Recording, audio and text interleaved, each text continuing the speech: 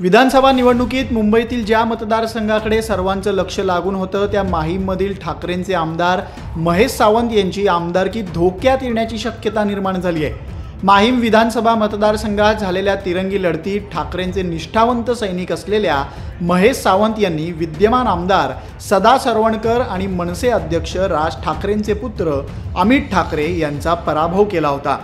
त्यामुळे महेश सावंत चर्चेच्या केंद्रस्थानी आले। आता सदा सरवणकर यांनी महेश सावंत यांच्या विरोधात थेट मुंबई हायकोर्टात धाव घेतली आहे आणि 28 फेब्रुवारीला सरवणकरांनी दाखल केलेल्या याचिकेवर सुनावणी देखील होणार आहे। याचिका काय आहे तर महेश सावंत यांनी निवडणुकीवेळी दाखल केलेल्या प्रतिज्ञापत्रात 4 ते 5 गुन्ह्यांची माहिती लपवल्याचा आरोप करण्यात आलाय। नियमानुसार निवडणुकीच्या प्रतिज्ञापत्रात सर्व गुन्ह्यांची माहिती देणं आवश्यक असतं, परंतु महेश सावंत यांनी दिशाभूल करून गुन्ह्यांची माहिती लपवली असं याचिकेत म्हटलं गेलंय।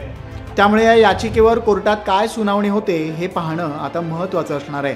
एक सामान्य शिवसैनिक म्हणून राजकीय कारकिर्दीला सुरुवात करणाऱ्या महेश सावंत यांनी एकेकाळी सदा सरवणकर यांच्याच नेतृत्वात काम केलं होतं। वेळोवेळी आक्रमक आंदोलनं, लोकांशी संपर्क, यातून शाखा प्रमुख ते विभाग प्रमुख पदापर्यंत मजल मारली। शिवसेनेत फूट पडल्यानंतर सदा सरवणकर यांनी एकनाथ शिंदेंचं नेतृत्व स्वीकारलं तेव्हा महेश सावंत यांनी ठाकरेंसोबत एकनिष्ठ राहण्याचा निर्णय घेतला। विधानसभा निवडणुकीत माहीम मतदारसंघातून ठाकरेंनी सरवणकरांविरोधात याच निष्ठावान सैनिकाला तिकीट दिलं। दुसऱ्या बाजूला राजपुत्र अमित ठाकरेंची उमेदवारी असल्यानं हाय प्रोफाईल लढत झाली।